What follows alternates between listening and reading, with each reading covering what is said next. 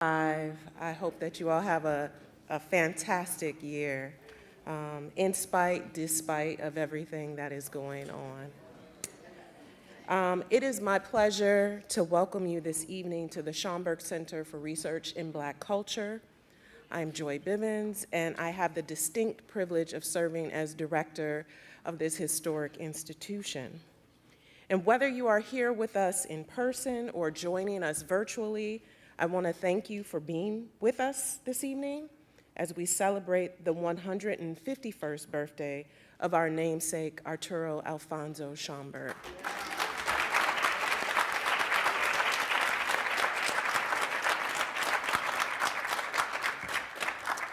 And as he takes his seat, I want to, of course, acknowledge the Schomburg family. I see Dean Schomburg on the first row, so if you could stand up and give him.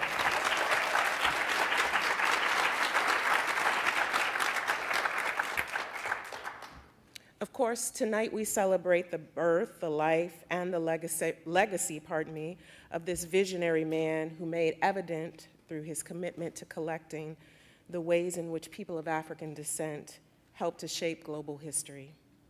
Now today, the Schomburg Center stands as a testament to that vision and to that critical work as we steward a collection of over 11 million items that reveal cultures, histories that are still marginalized and sometimes ignored.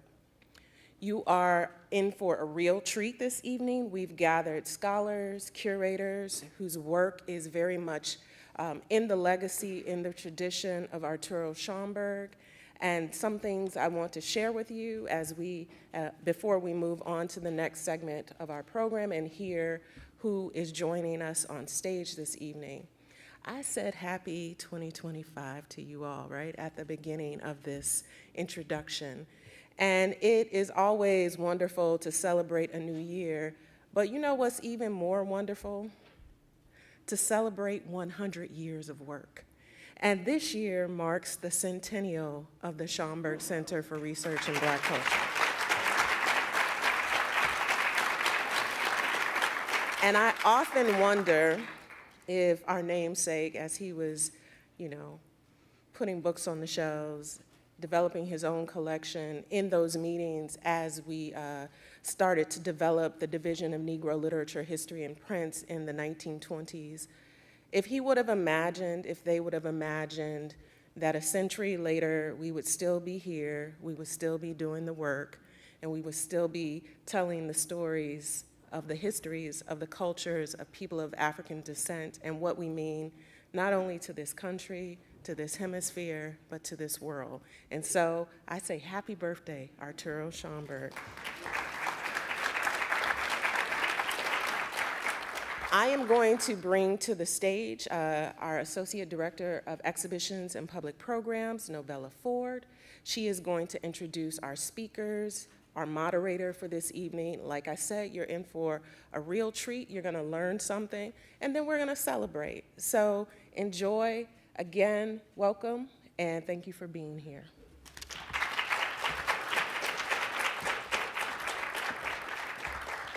Good evening and welcome again to the Schomburg Center for Research in Black Cultures annual Arturo Schomburg Lecture and Conversation in celebration of the 151st birthday of our namesake, author Arturo Alfonso Schomburg. Of course, following the program, please join us for dessert and salsa dancing in the Langston Hughes lobby. So I hope some of y'all are gonna give some of us lessons if you know what to do, and if you don't, we're just gonna move our hips because that's also what we do, right? As Joy said, my name is Novella Ford and I'm the Associate Director of Public Programs and Exhibitions. Thank you for joining us in Harlem as well as online to celebrate Mr. Schomburg's birthday with our featured presenters who joined the ranks of previous honored guests, including Dr. Deborah Willis, who explored the connection between an artist's use of the archives and Arturo Schomburg's vision of collecting and preserving, vindicating evidences of the vastness of Black culture. Gordon Davis, who helped to illuminate the important work of sociologist Dr. Allison Davis, and Dr. Eleanor Desvernay-Sinet, who was an early biographer of Mr. Schomburg, just to name a few. You can view many of these programs and more online. This year's annual lecture will feature members from the teams working on the collaborative project called Remaking the World of Arturo Schomburg. The teams at Fisk University and the Schomburg Center are creating a digital edition of the archival papers of Arturo Schomburg, who built two of the world's most important collections on Black history, one in Harlem and the other in Nashville. Joining us this evening are Barry Brown, curator of manuscripts, archives, and rare books here at the Schomburg Center, Dr. Laura Helton, who is the associate professor of English and history at the University of Delaware, Dr. Melanie Chablis, who is the assistant professor of history at the University of Rochester, and Delisa Minor Harris, who is the director of library services at Fisk University. Each team will make a presentation, and then they will come together in conversation with Dr. Vanessa K. Valdez, author of the 2017 biography, Diasporic Blackness, the Life and Times of Arturo Alfonso Schomburg, and co-curator of the 2023 exhibition, Juan de Pareja, Afro-Hispanic painter, which was held at the Metropolitan Museum of Art, someone who Arturo Schomburg had been instrumental in the recovery of his work as well as his place in art history. Tonight's lecture is supported in part by the Rare Book School and the Andrew W. Mellon Foundation as part of the Andrew W. Mellon Fellowship for Diversity, Inclusion, and Cultural Heritage. I invite you to learn more about the Schomburg Center, our upcoming programs, and also how to explore our archives by visiting our website at schomburgcenter.org. Also, I would be remiss if I did not give a quick shout out to the Schomburg Society members. I know some people signed up today, but give a wave if you have been supportive of the Schomburg now or in the past. Thank you so very much. It is definitely because of your support that we are able to offer free programs most of the time of the year here at the Schomburg Center. I also recommend visiting our Schomburg shop. Yes, you may spend all your money in there. It happens from time to time. But to see books for children as well as adults about Arturo Schomburg and many other subjects. Please take this time to silence your cell phones.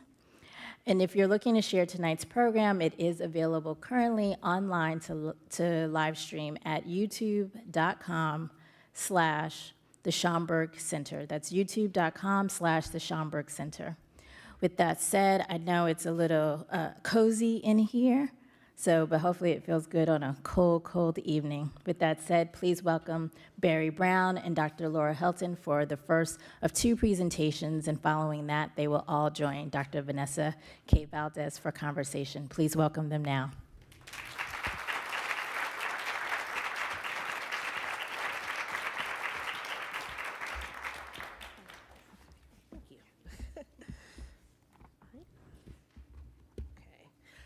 Good evening, everyone, and thank you for joining us for this year's annual Schomburg Lecture.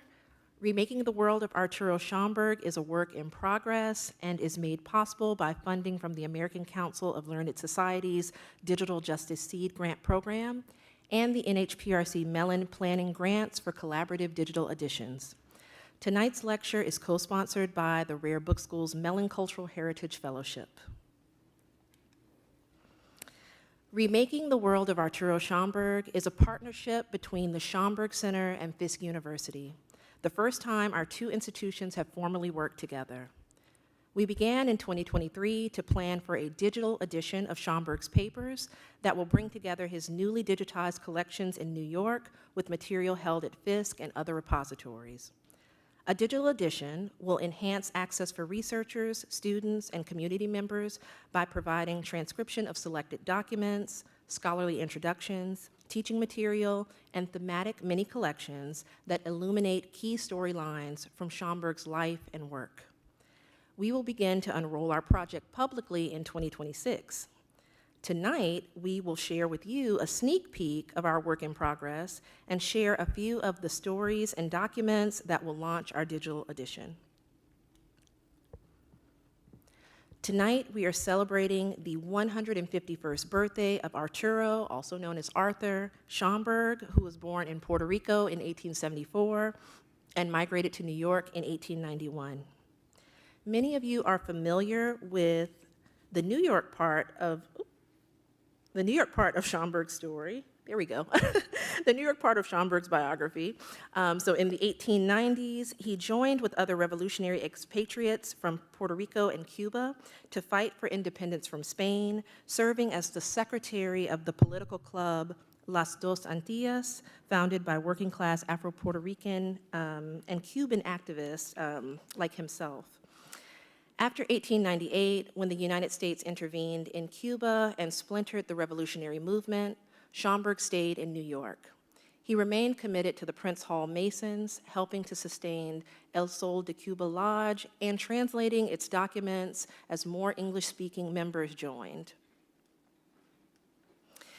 He also grew close to Black nationalist journalist John Edward Bruce, and in 1911, he and Bruce co-founded the Negro Society for Historical Research, a group dedicated to the collection, exhibition, and study of materials that shed light on the global history of African-descended people. With Bruce and other bibliophile friends up and down the East Coast, Schomburg built one of the world's largest collections of books, pamphlets, manuscripts, and art documenting the African diaspora. By 1926, when Schomburg's collection had grown to more than 4,000 items, it no longer fit into his family's row house in Brooklyn, and Schomburg began to consider selling his collection. There were several institutions interested in acquiring it, but for Schomburg, he hoped to keep the collection in New York, particularly in Harlem, where the Great Migration had transformed the neighborhood into what philosopher Alain Locke called the Mecca of the New Negro. The 135th Street Branch Library transformed along with the neighborhood under the leadership of Ernestine Rose and a remarkable group of Black women librarians, Catherine Latimer, Nella Larson, Regina Anderson Andrews, and Pura Belpré. Working together with community members in 1925, 100 years ago, these librarians did what no one else in the United States had done. They created within a public library a special collection devoted to the study of Black life and culture. The following year, the Carnegie Corporation facilitated the purchase of Schomburg's private collection by the New York Public Library, where it became the centerpiece of a new reference collection in Harlem. We call this the Schomburg Center's Seed Library because from the 4,600 items in Schomburg's collection in 1926 has now grown a global research center with over 11 million items. Yes, that's us today. That's us today. Yeah. So, in the century since its founding, the Schomburg Collection has remained a vibrant space for Black thought and cultural life on 135th Street and beyond.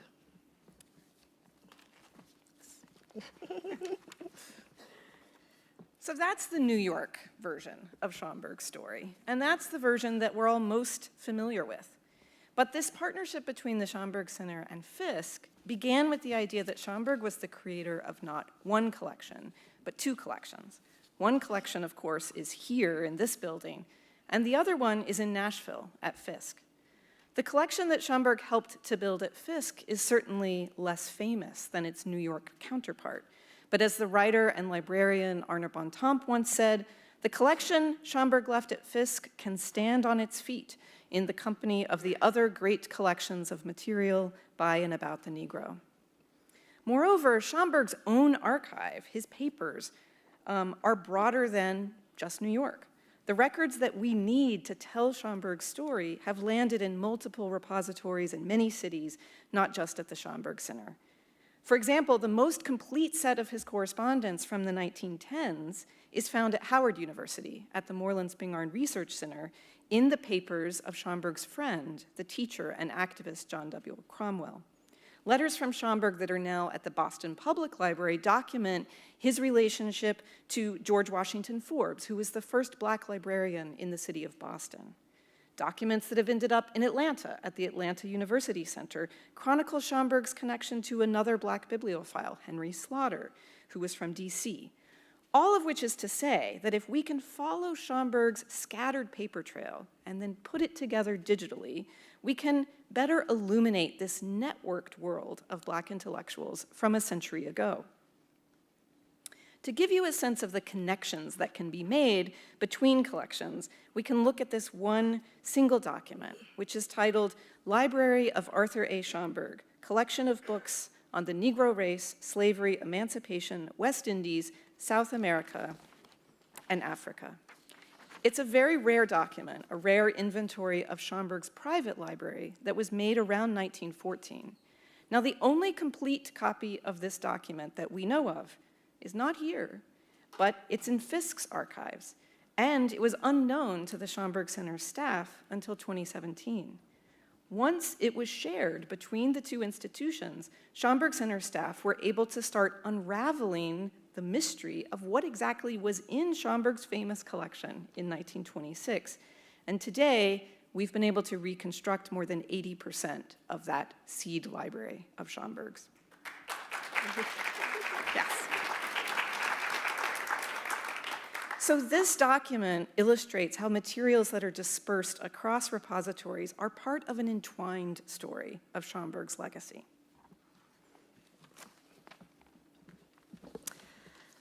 For the launch of our project in 2026, we are focusing on the 6-year period when Schomburg moved back and forth between Harlem and Nashville. In 1925, the Department of Negro History, Literature, and Art was established at the 135th Street Branch Library. In 1926, Schomburg's collection was acquired by the New York Public Library. In 1930, Schomburg participated in the groundbreaking Negro Library Conference held in the new Cravath Library at Fisk University. In 1931, he served as a visiting curator at Fisk. And in 1932, Schomburg returned to Harlem to become curator of the Negro Division at the 135th Street Branch Library. We wanted to build a project grounded in the linked history that this timeline shows, a project that will first rekindle a Nashville-Harlem circuit central to Black intellectual history, second, emphasize scholar-curator collaborations both in the past and today, and third, make Schomburg's role at Fisk more visible, especially to students interested in careers working with cultural collections. The timing of this project is motivated by two centennials. 2025 to 2026 marks the 100th anniversary of the founding of the Schomburg Center, and 2030 to 2031 will mark the opening of Cravath Library and Schomburg's curatorship at Fisk University.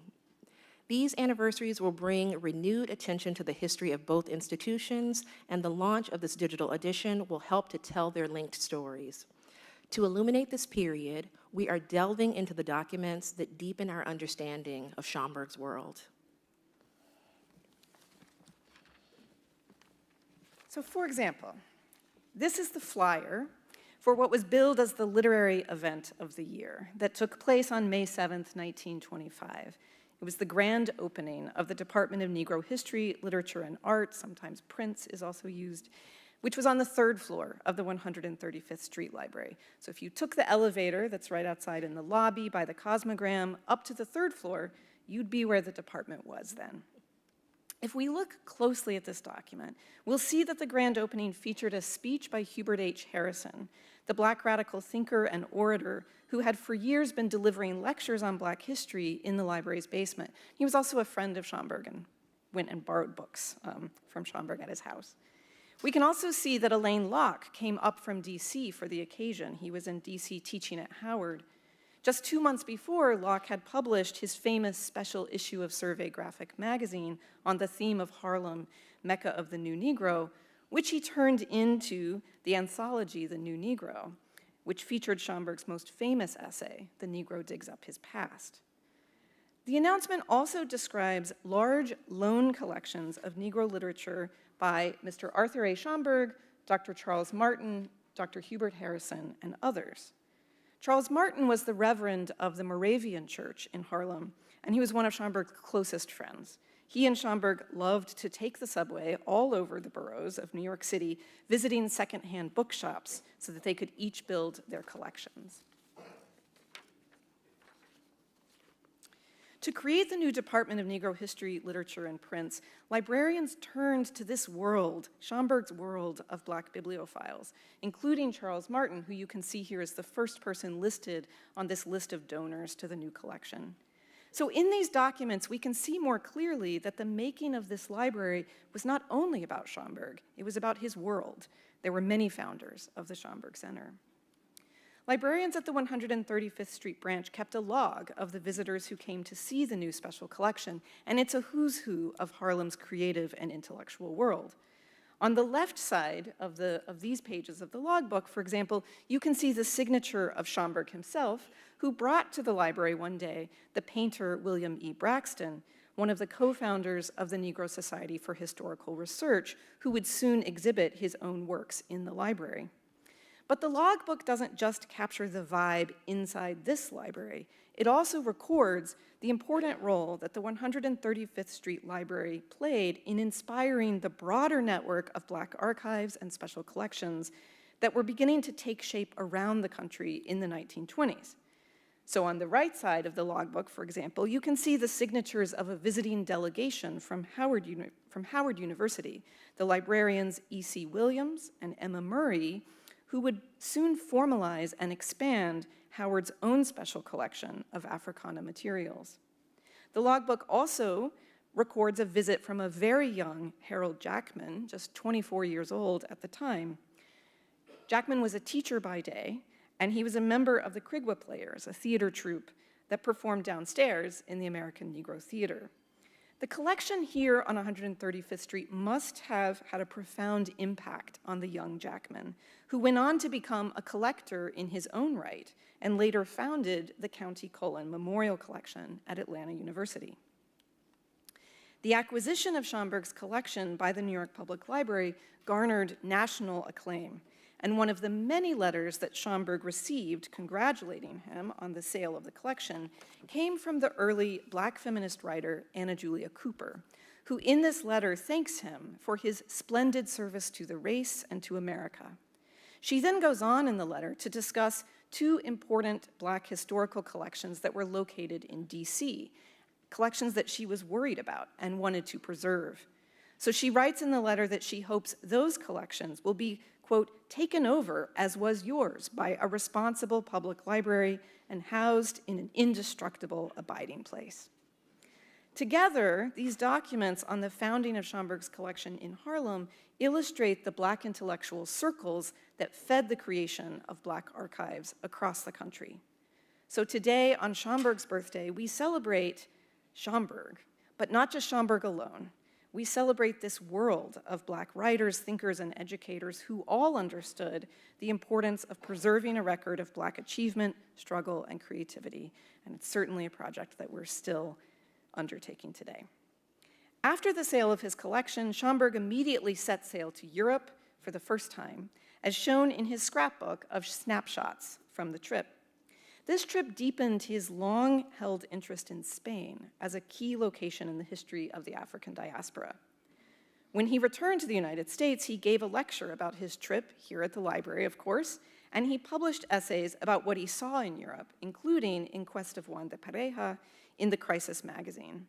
He also stayed in correspondence with African-American expatriates who he had visited with in Europe, as captured in this 1927 letter from the visual artist Albert A. Smith, who wrote to Schomburg this letter while sitting at a cafe in a small Spanish town just outside of Madrid, where he was listening to jazz and tango. In 1929, Schomburg retired from his day job as head of the mailing division at the downtown firm Bankers Trust Company. He immediately launched a new set of projects to continue his work on African diasporic history in Spain and to deepen his engagements with Fisk. So we're going to pass things off now to our colleagues, Delisa and Melanie, who will talk about Schomburg's legacy at Fisk and illuminate this underappreciated aspect of Schomburg's career, how he was not only a builder of a public library collection, but also helped to build the network of Black special collections at HBCUs.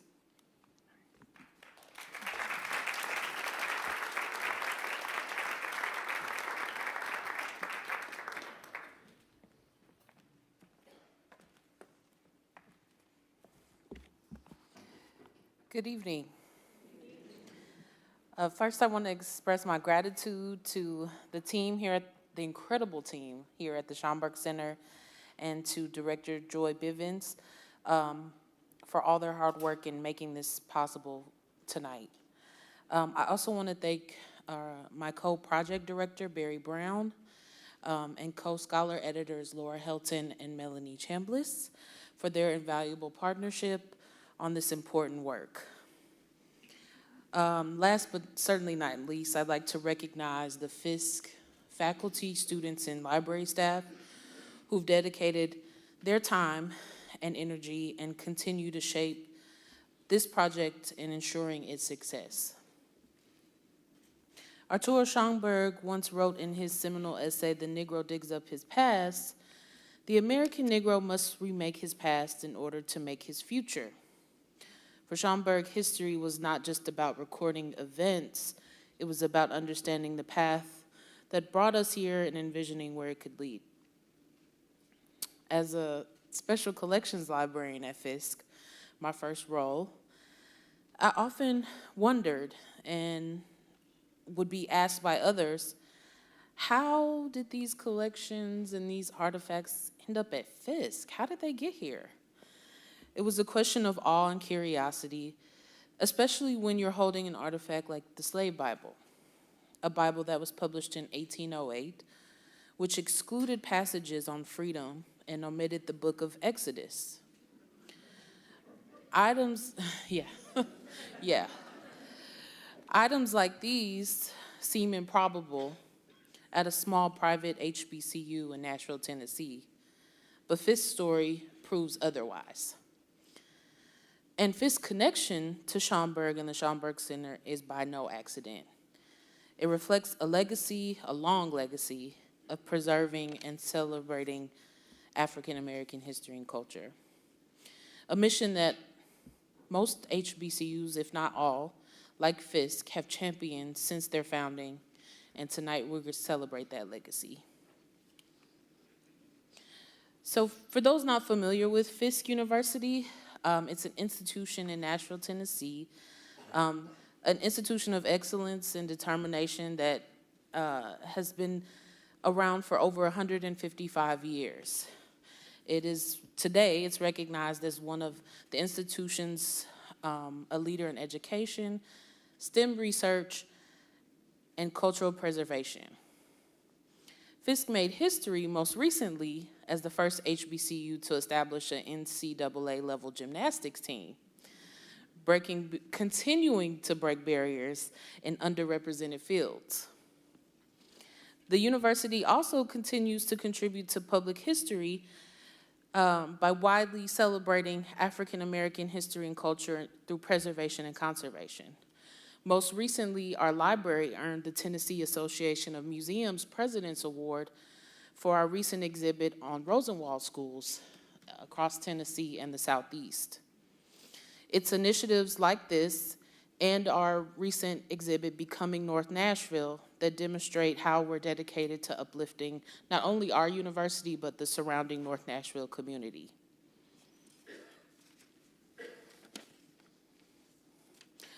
A little bit of history, I'm going back to the beginning. Fisk opened its doors on January 9th, 1866, and repurposed Union Army hospital barracks in the heart of Nashville. From its earliest days, Fisk was a place of defiance and hope. It had a mission to educate and empower formerly enslaved people, and it was a large task in the middle of the South. By 1871, the institution faced financial struggles, and it threatened the university's survival. And in response, the students, along with their instructor, formed an ensemble known as the Fisk Jubilee Singers. And they began touring the United States and Europe. And in their efforts, they introduced to the world the songs known as spirituals.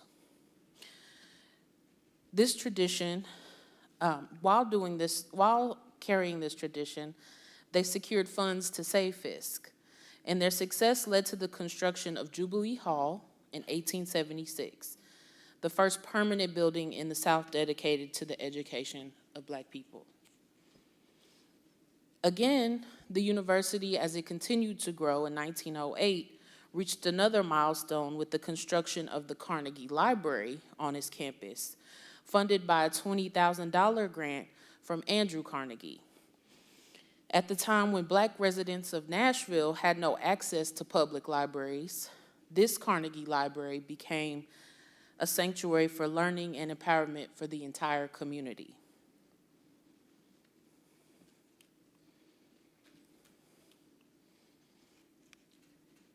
Continuing on, Fisk faced more trials in the 1920s.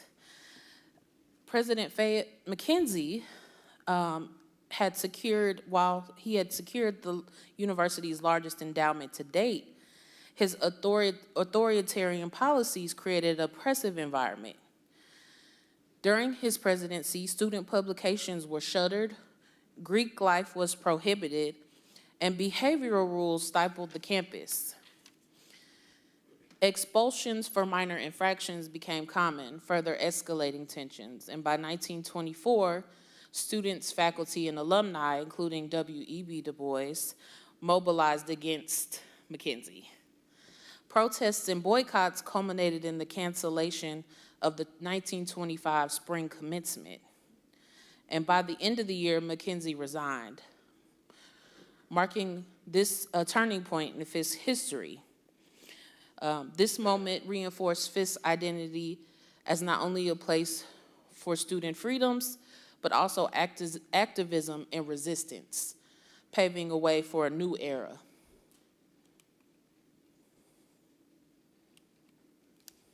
Moving into the 1930s and out of the tumultuous 1920s, Fisk saw a renaissance in Nashville.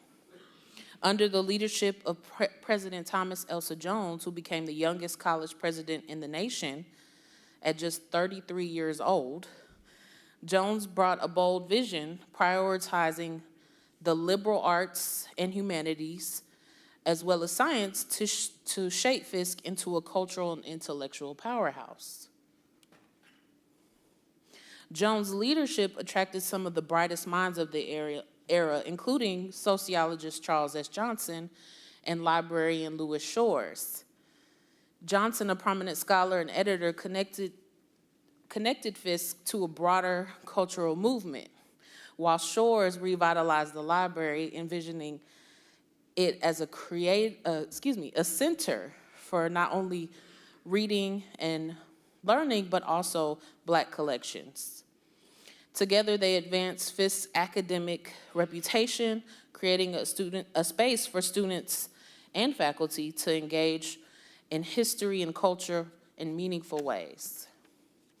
This vision also drew Arturo Schomburg, the nation's leading authority on Black archives, to join as visiting curator. Schomburg's work at Fisk laid the groundwork for a globally significant collection, ensuring that the contributions of African-descended peoples were preserved and celebrated in the South at Fisk University in Nashville.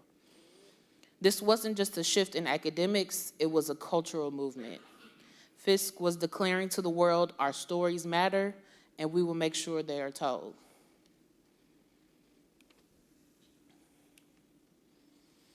A part of this transformative time at Fisk, the need for a modern library became apparent.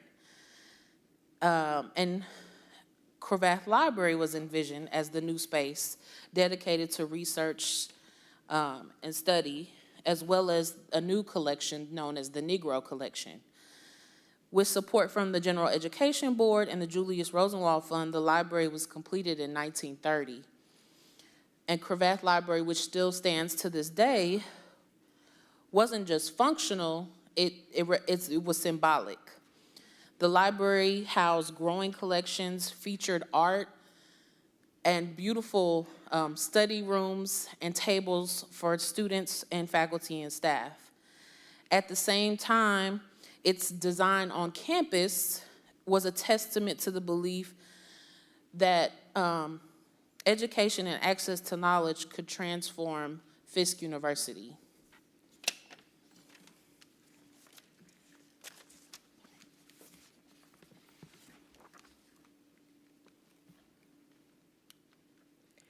So Schomburg's arrival at Fisk deserves more attention within his overall legacy because his arrival marked a shift for both Fisk campus and the bibliophile himself.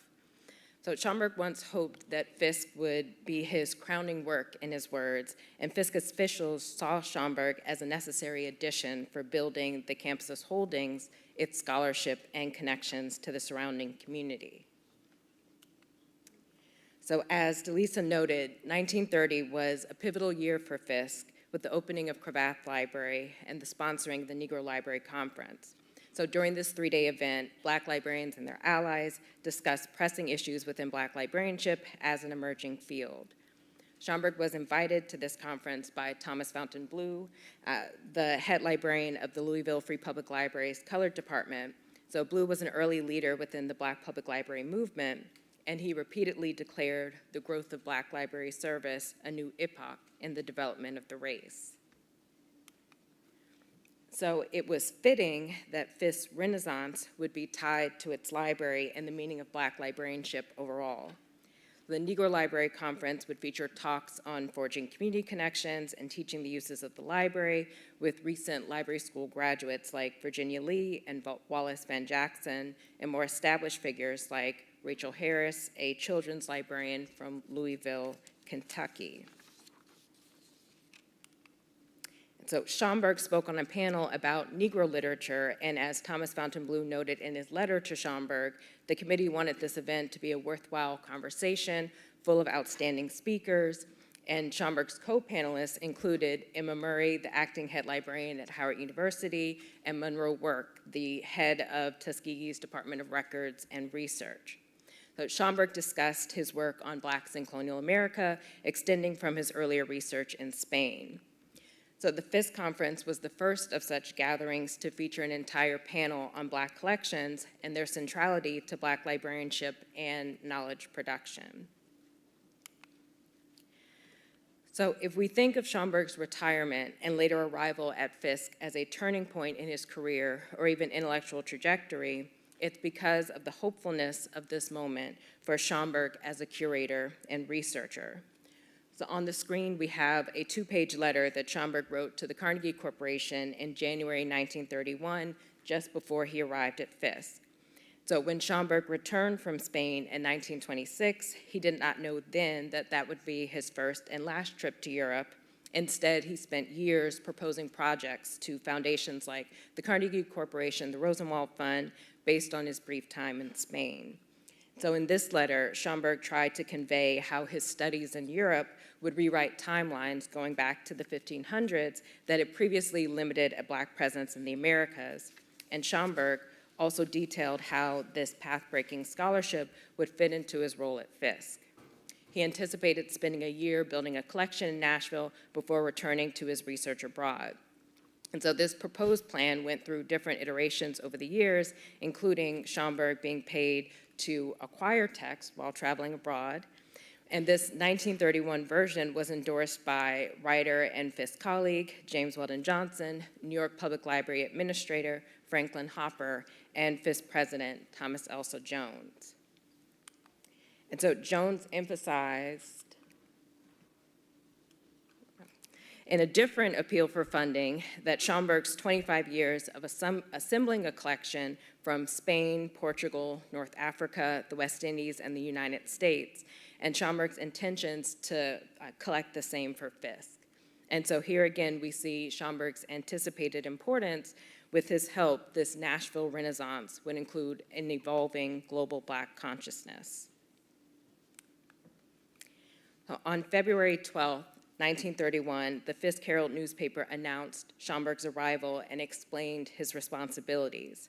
He would serve as curator over the Negro Collection, a research assistant in the Social Sciences Department, and an advisor to a nearby college. So as we may discuss during the Q&A, the process of finding and representing Schomburg differs between the two sites in Harlem and Nashville, and Schomburg had been working as an off-campus consultant for Fisk Library since the late 1920s. But details of his actual work at Fisk could be as small as the card in the top middle image, noting the books Schomburg recatalogued from one area of the library to Fisk's Black Collection, and other documents include Schomburg's handwritten tallies of periodicals to assist Charles S. Johnson's sociological research.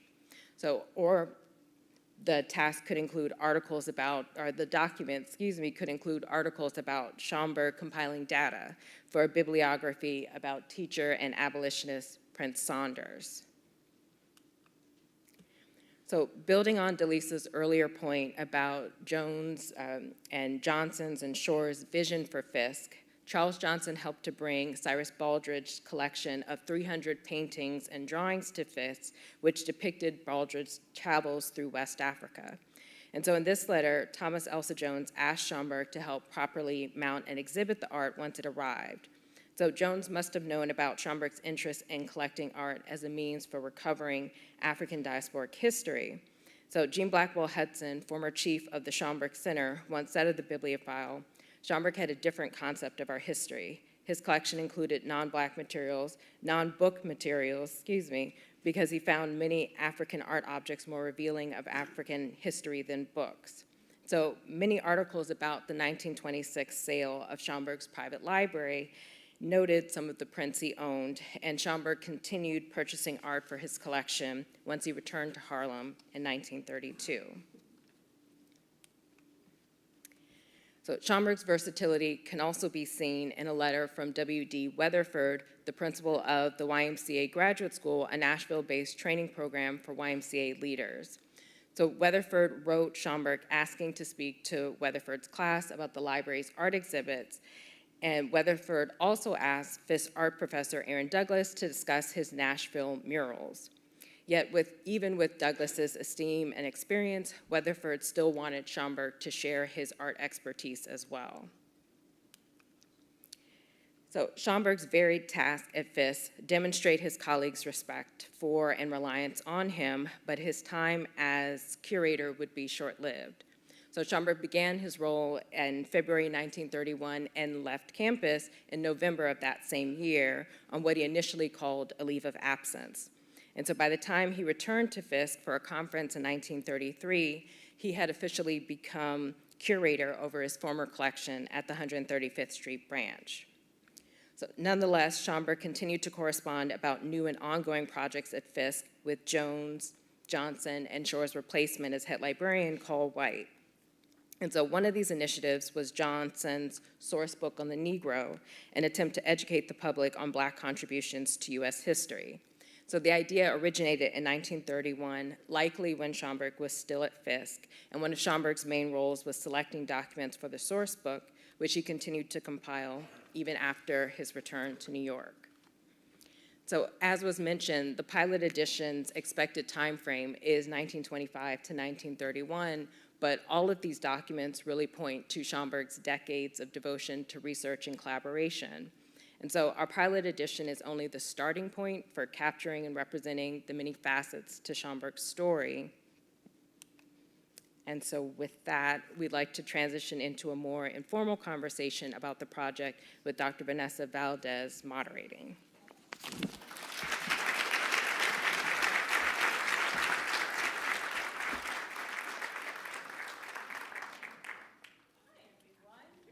Hello. So I wanted to say that out loud just because as we're gathering here, we just want to have a moment of breathing, and because that was a lot of information coming at you, So I want to thank Director Joy Bivens for this. I want to thank Kalila and Novella and Chris and everyone who has made this possible. I want to thank Dean Schomburg, we're talking about his grandfather. Yes. Right? Mm-hmm. So, and I say that because I think at times we take a lot of things for granted. If you are a fan of this building, right, you love Black history, you're in it, if you're a member of the Schomburg Society, you are supporting it in a different way. But so we take things for granted, right? The idea that Black people have intellectual lives, right? that they might want to spend time in a library is a testimony to, and in itself, it is an idea of resistance against the notion that all that we serve is labor. Right? This is what it means. Like, 1866, Fisk University is founded. That is a year after the end of the Civil War. There are 107 historically black colleges and universities in this country. We maybe know 5. Fisk is one of them. But you know, if you go HU, and like there's a fight between the two HUs. But do you know what I mean? So this history is long and deep, and not only is it revolutionary to think that black peoples can have the life of a mind, right, as opposed to just labor. It is also revolutionary, the study of black history, because the study of black history this was not commonplace in historically black colleges until the 1960s. So I want to underscore how very, very, very revolutionary Arturo Schomburg and all of the people that you saw, what they are doing, right? This notion that we exist, we have always existed, we have always contributed to every single nation that we are in. That is Arturo Schomburg's legacy.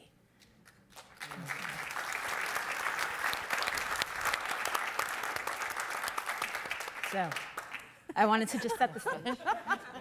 I was like, woo. Thanks, Vanessa. So, and I say that because, again, we will have the opportunity to celebrate him after this conversation. You will have a chance to, I mean, you know, I don't know how long y'all are gonna hang out, but, you know, Dean will probably lead us on some salsa moves. It'll be exciting. Yeah. But I wanna also just underscore this, right? Like many of us, we're all in this, right? Barry, you are the curator of the Manuscripts, Archives, and Rare Books Collection here at the Schomburg Center, which means the pop-up exhibit that you all saw outside, any of the exhibits that come from the archive, she's in charge of it.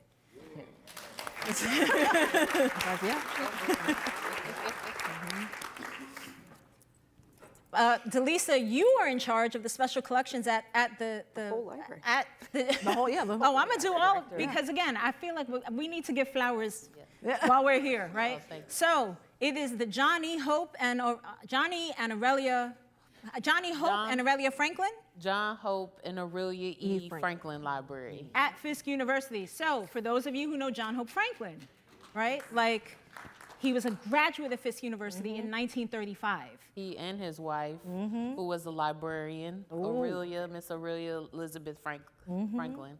And so I don't know, it was interesting because when I scoped out like when he started, because he graduated in 35, which presumably he started in 31 maybe, which means he crossed paths Oh, yes. with Arturo Schomburg Yes. on that campus. Yes.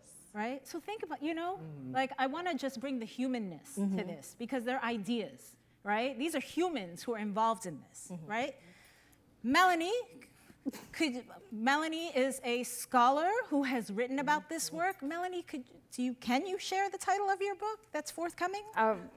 History in the Making, Black Libraries, Black Archival Agency, and the Remaking of Modernity. Yeah.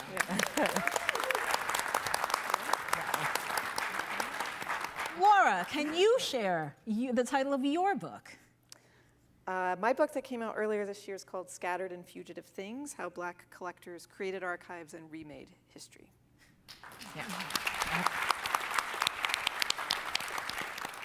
So now that we've set the stage, how did this come together, y'all? How did this team come together? We talked about this earlier today. Who wants to start? Yeah. Yeah, I think it started really with a meeting that happened at Yale, the Black Bibliography Project, and Cheryl Barreto and myself were there as attendees. And, you know, we were making, I mean, we knew about the Schomburg connection.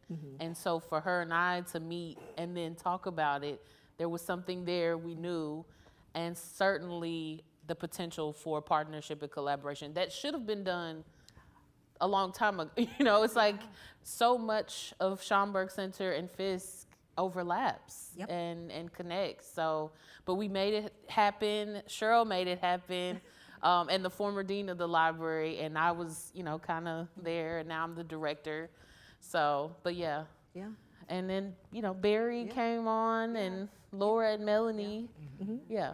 So for those in the audience that don't know, so Dr. Cheryl Barreto, who is in the audience right now, you may not be able to see her, but she is my predecessor. She was actually a former curator of manuscripts, archives, and rare books when I started here as a processing archivist in 2018. So so Cheryl really Cheryl and Delisa kind of paved the way for us. And, when Cheryl left the Schomburg, I was very, very happy and excited to join the team. I told everybody earlier, I was like, I arrived a little late, but I was still right on time, okay, for all the good work that we're doing. So so it's been really exciting to get, be on this journey together, yeah.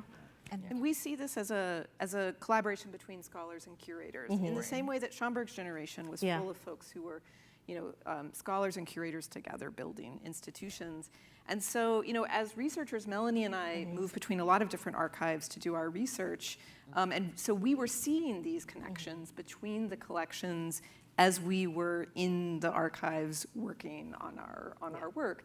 We were actually at Fisk the same day working on separate projects in special collections when I kind of happened upon that rare inventory of Schomburg's private library. And I said, Melanie, look at this, right?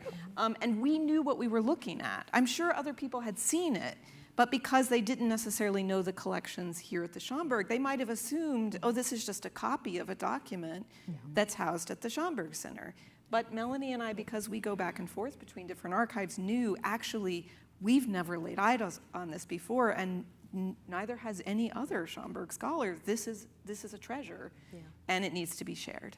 Yeah, and we've just seen a number of different sub-themes to the project that it can really be built on the research that's been done for our different projects and research that's being done on Black librarianship and Black archives. So it really is a fruitful moment to be kind of building this project. So what's the significance of making it a digital edition? Can you all explain, what does that mean? What is a digital edition? Who can access it? This is a question that comes up a lot. Yes. So when we talk about an edition, we're talking about the process of trying to locate the papers of a person or organization that have been scattered across different libraries, their manuscripts, their letters, and then selecting among those documents to publish, right? Publish those papers with transcriptions and annotations, basically to make these papers that are scattered in lots of places accessible, right?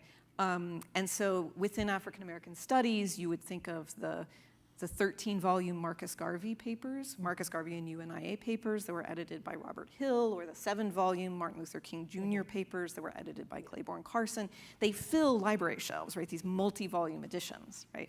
For the digital age, we're trying to reimagine those multi-volume books, right, into an online, more accessible format. Yes. And so again, I think that, I don't know if y'all know, for those who would come to this building and find his papers, and they have to take out the microfilms, and they have to, the idea that anyone in their home, if you have or at any library that has Wi-Fi, if you have a Wi-Fi connection, you will be able to read these yourselves, right? And that's a huge accomplishment. Yeah. So I do want to actually celebrate all of you.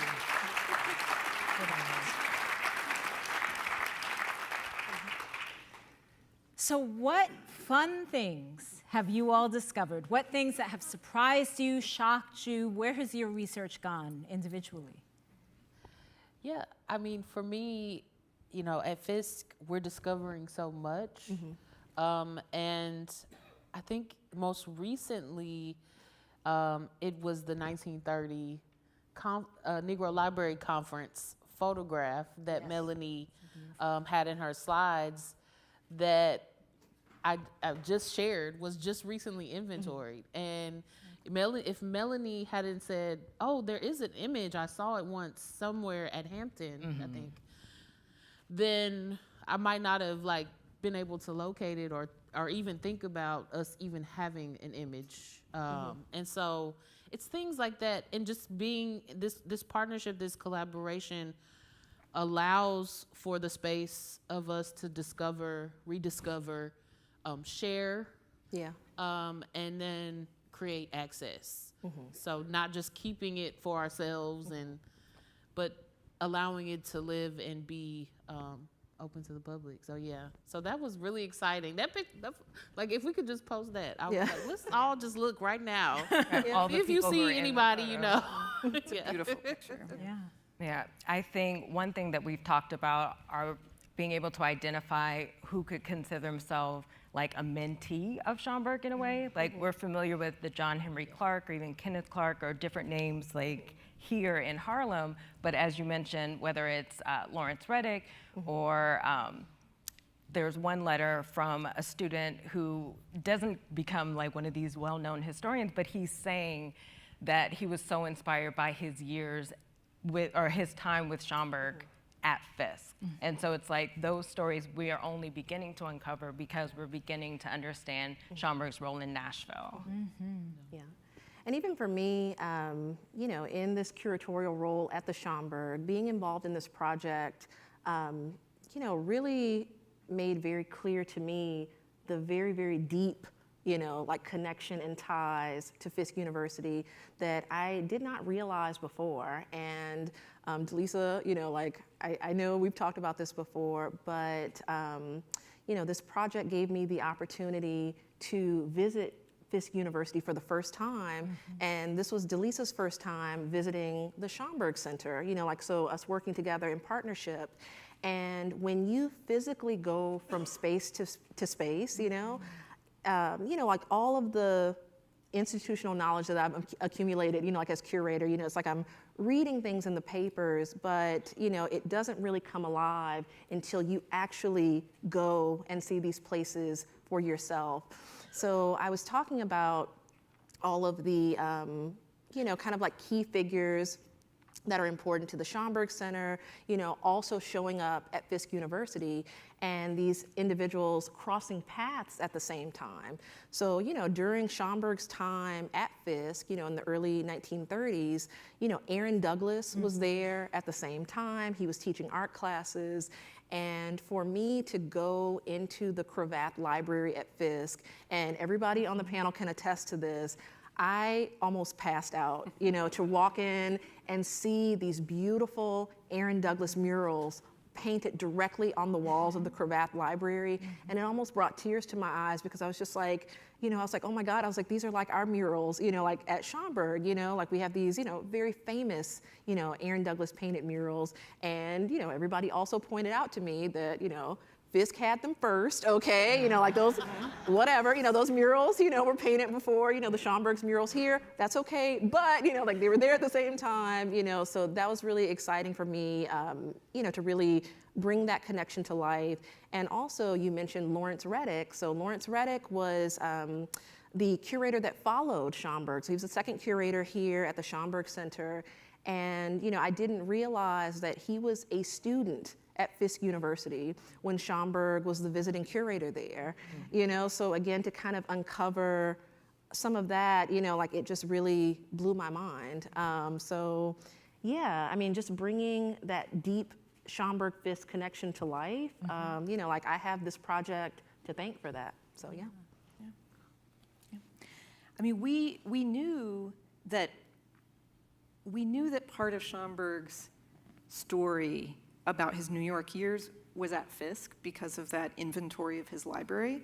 But part of what we've learned in this project by going through his papers here, kind of item by item with this project in mind, is realizing how much of his Fisk story is in this building. Yes, yes.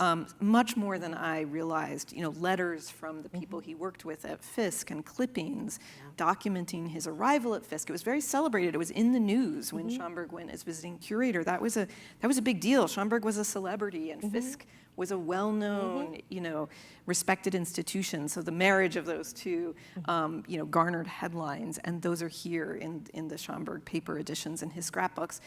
So really the cross-documentation is richer and deeper than even we realized. Yeah.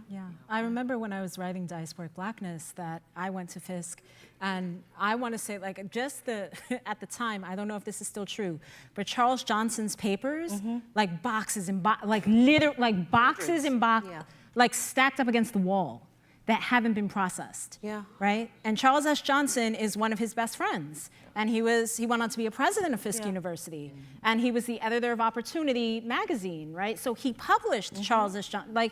Schomburg. So, like, I remember seeing that. I remember seeing the Lincoln Bible and being like, Mr. Schomburg wrote about this Bible, right? It was Abraham Lincoln's Bible that is at Fisk University. He was the one that there's a story that he tells about when he got there, it was in the closet under some rags.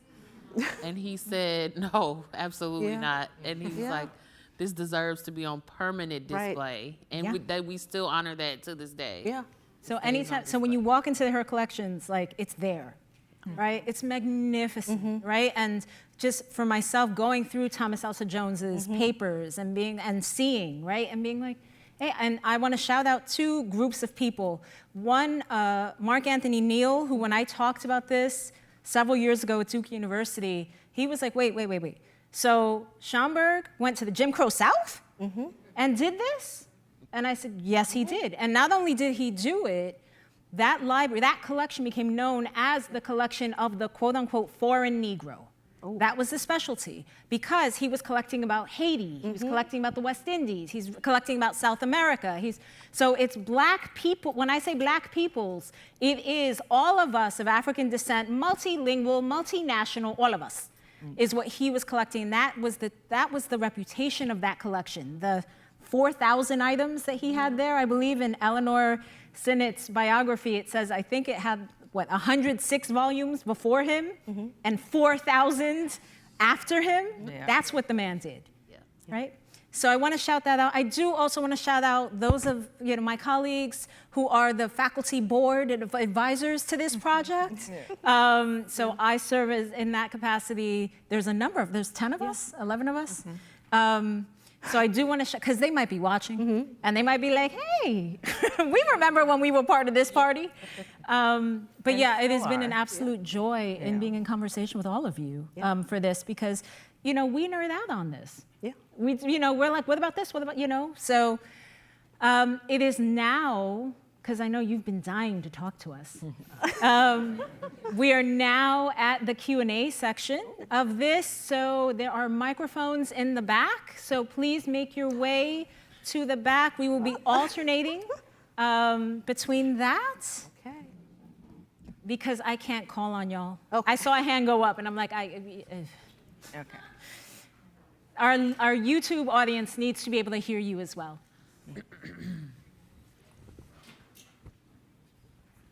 Hello. Hi. Hi. Hello. On behalf of everyone in the audience, I would first like to thank you for the amazing presentation.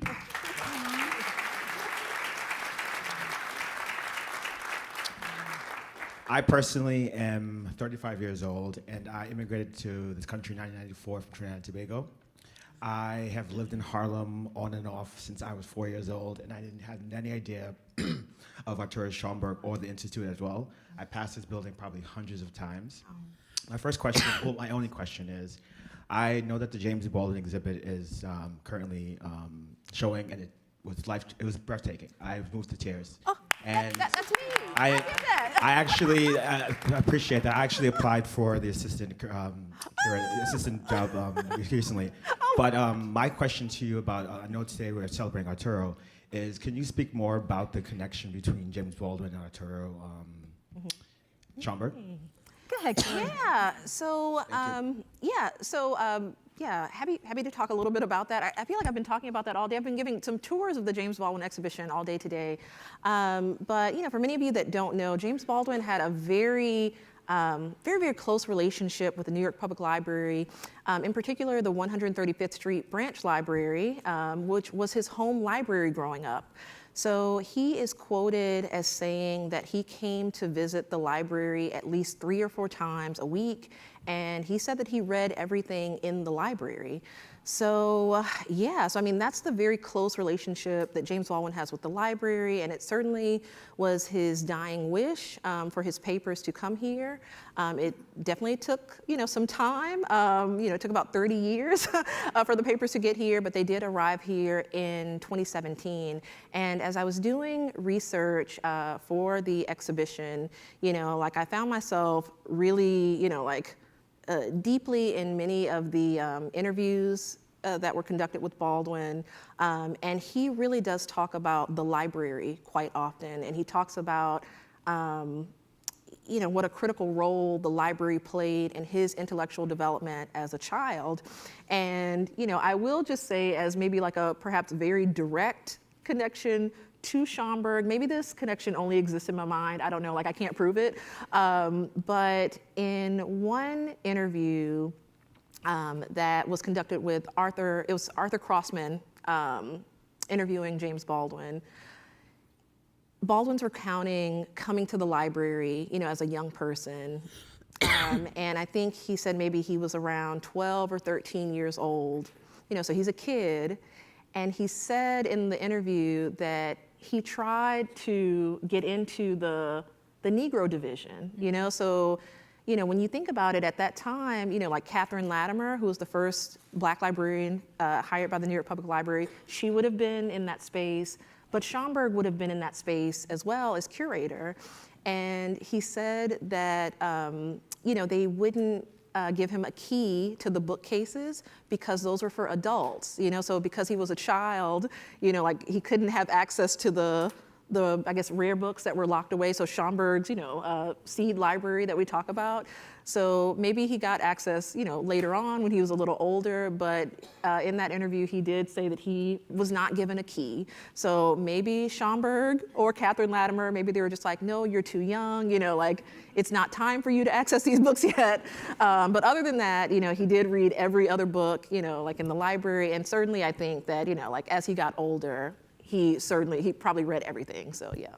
Baldwin had a conversation with Jean Blackwell Hudson, yes, the longtime curator after Reddick, and I think he says in that conversation with her that the library saved his life. Yes, he did say that in a number of different interviews, because he said that as a young person, he knew that the things that he was seeing around him, happening in his life, he saw them in these books, so it's like he was trying to just make sense of the life around him. So that is what the library was, able to do for him, as a young person, so yes. So I want to again highlight that, well, two things. One is if you are interested in seeing James Baldwin's writings, papers, manuscripts. The papers are here. They're here. Please make an appointment for the Manuscripts, Archives, and Rare Books collection here at the Schomburg Center. And also, I want to thank our colleague for curating that exhibition, at the James Baldwin exhibition. This side, yes. Yeah, hi. Hi. I'll say one thing about what was just asked, because I remember coming to this library first in 1971, summer of 71, and it was a gathering place for Black intellectuals generally, but it was a gathering place for the Harlem community, Black community in particular, though there was also an international community here. And I met, for example, Yosef Ben Jokan, Dr. Ben, who lived very close by, and he let me go use his library after meeting me here. And we sat and talked about various things. And that's the kind of community that was created because of what Schomburg had done. For us, it was Arthur Schomburg. We didn't even know what the Arturo part, right? But and he was a sort of a seminal figure that everybody recognized. I had a question, which is, given the amount of work you were doing, particularly with the digitization, and given the degree of interface that's now possible with libraries in Nigeria or other such locations, Kenya, places where, for example, the work of Cheikh Anta Diop was something that in 71 we knew about, but it was mostly in French. Now, of course, you can have access to it. But it would seem to me that there are multiple and multiply connected possibilities in terms of what you have already indicated that you've been doing. And I just wondered whether or not there's any discussion about that, or how that might be pursued, because there's, of course, a tremendous interest in taking something like what has happened here, especially now, at the 100th anniversary. And of course, you're going to be also another anniversary, which is the 250th anniversary of this country being here. So interfacing that with this in mind would be very important. I think, well, we're already testing out the idea of these partnerships. Laura had mentioned earlier in her presentation how we're working with Howard and how we're working with Atlanta University consortium, but our Atlanta University Center, in order to expand our thinking of what it could look like if we cast the net even wider, of seeing exactly where Schomburg's papers are located, perhaps in other countries. And so there is that possibility of where this project could go in a way that would really capture the spirit of like Schomburg's diasporic vision and hopefully build those kinds of connections that you're describing. So we're just now figuring out what those kinds of institutional partnerships could look like. But I mean, we can also talk about Jean Blackwell Hudson, who was the first director of the center, right? Yeah. She obviously, she was, requested to go to Ghana, right? By Kwame Nkrumah. Like he personally requested that she come help build the Africana collection of the library at the University of Ghana. And Dorothy Porter had a similar experience with the National Library of Nigeria. So there's definitely more that could be said about Black librarians moving and helping build Black collections abroad. Yeah. So much in the same way that I think this center already had a connection with Fisk University, I do think it wouldn't be creating anything more than a recovery and a strengthening of ties that are already with the African continent. Thank you. The answer. And just to say, you pointed out with respect to Ghana, of course, it was W.B. Du Bois who already had that idea. Yes. Yep. So that was, okay, thank you. Yes. Thank you. Thank you. Hello. Hi. Hey. My name is Jasmine, and thank you so much for presenting this. It's been so much to digest, and I really appreciate it. But I wanted to ask, I recently studied cybersecurity. Ooh. Don't ask me, it frightened me. But one thing that I took away from my course is that AI is a database. And so I'm curious, with your digital preservation, do you have aspirations that this collection will instill empathy, quote and unquote, in AI?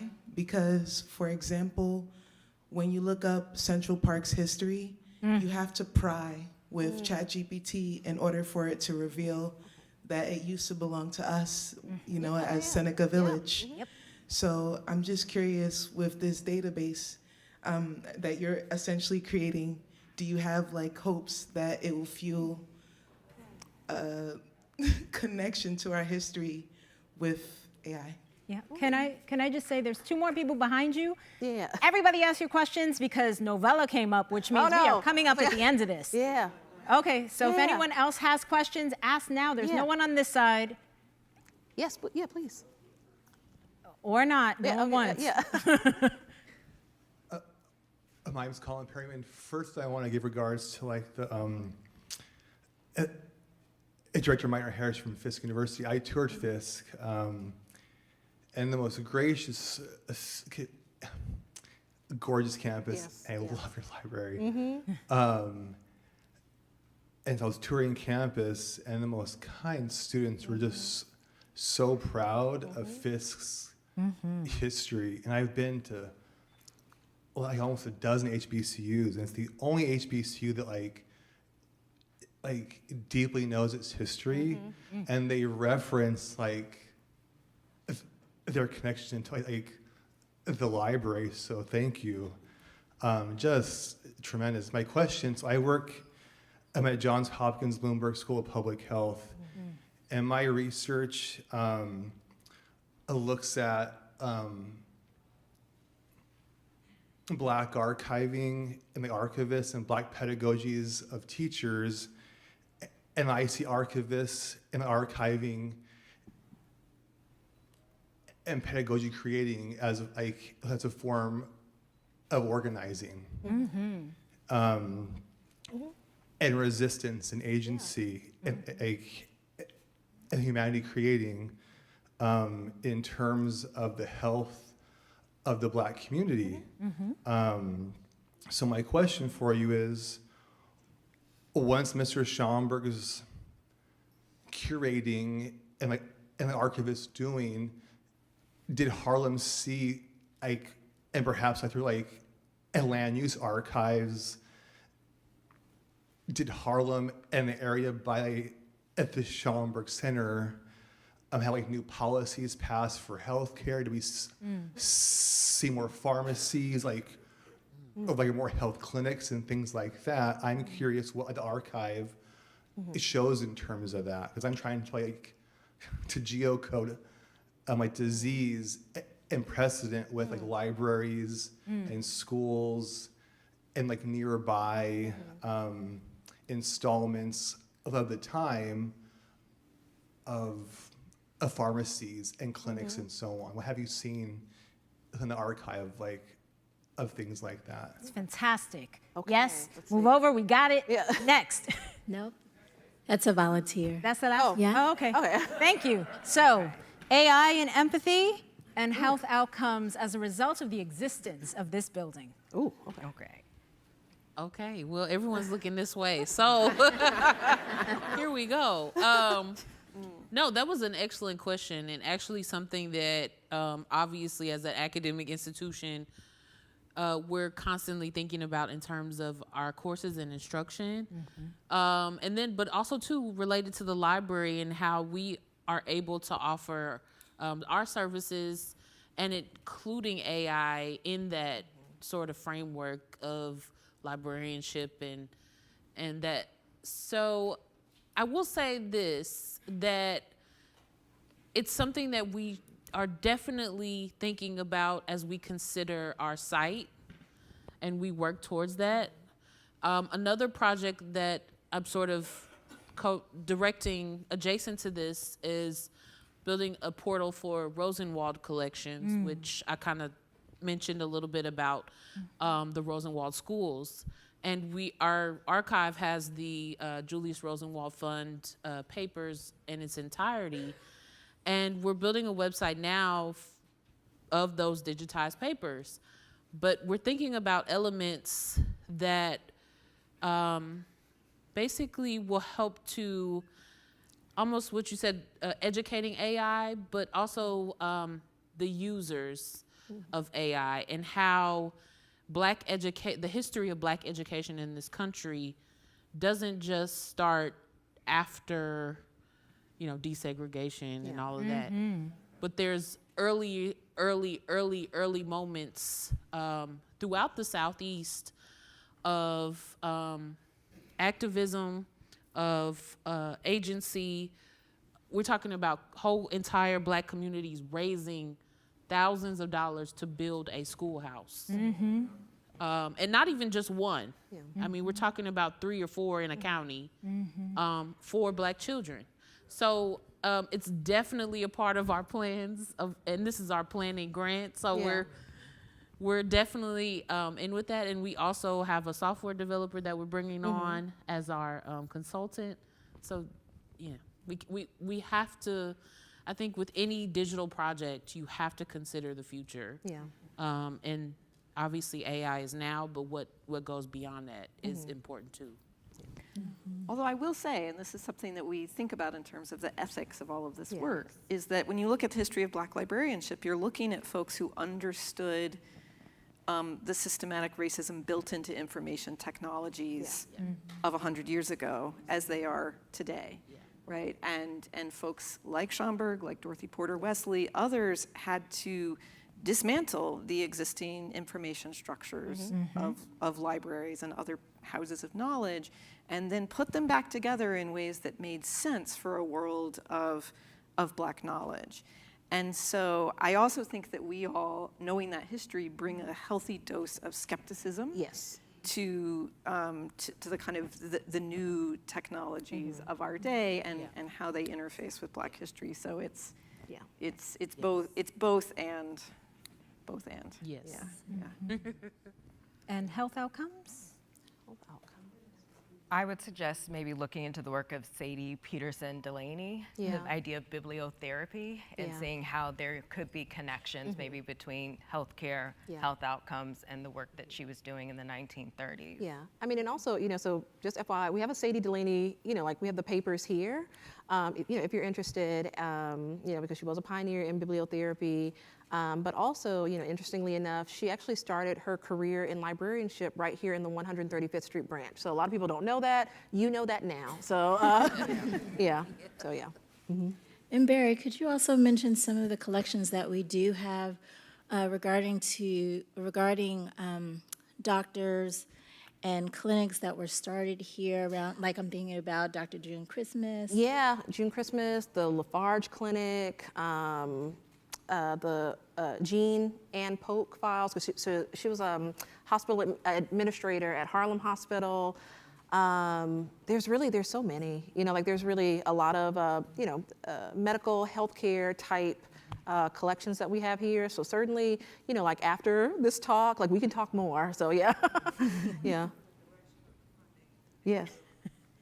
Okay. I was going to say, as someone at the Johns Hopkins Yes. School of Public Health, perhaps we can have a conversation a la the director of this place, about how Michael Bloomberg might be interested in supporting the mission of the Schomburg Center for Research in Black Culture. Yeah. Mm-hmm. We'll be talking to you after. Let's just give our panel, our esteemed panel, a round of applause. Hey, y'all. Good.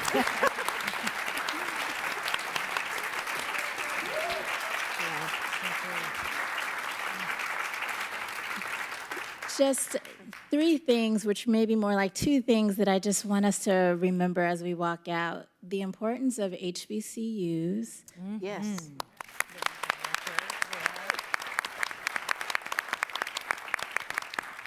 That despite being criminally underfunded from the time that they were created, each and every one, from the ones that you know well to the ones that you don't know, they have been such a guiding force in so many of the individuals that we know of in history, and continue to be producers of the kinds of folks who do this kind of work to preserve, to protect, and to share Black history, Black culture, Black production, Black ingenuity. And I don't know that we value them really at the level that we really should, despite where you attend. So I just want to shout out HBCUs, proud Howard University alumni, but Yes, HU. as we heard, Fisk in the house, and I'm sure there are plenty of my program producers from Hampton University, but I'm sure there are many other HBCU alumni in the house. I also, as we begin to celebrate the Schomburg Centennial, which will kick off on May 8th of this year, that the Schomburg Center, 135th Street Library, as someone has already alluded to, has been the intellectual heart of Harlem. And we continue to be that 100 years later. We're not something else. We believe in the life of the mind, and the fact that you all come here to get this kind of information. Also, we're going to dance after, so we are also a site of Black joy, of Black resilience, while also absolutely wanting to ensure that you get the best information and the best history that we can provide you. And so I want to say thank you for coming out day after day, time after time, to celebrate these moments with us, but to also affirm the work that we continue to do in all of the spaces that we get to do here at the Schomburg Center. So give yourselves a round of applause.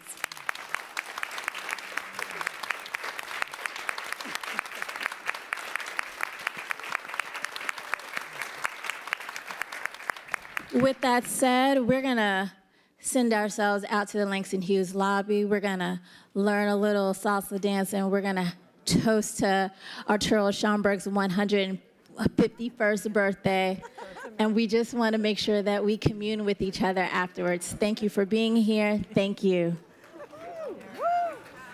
Hi.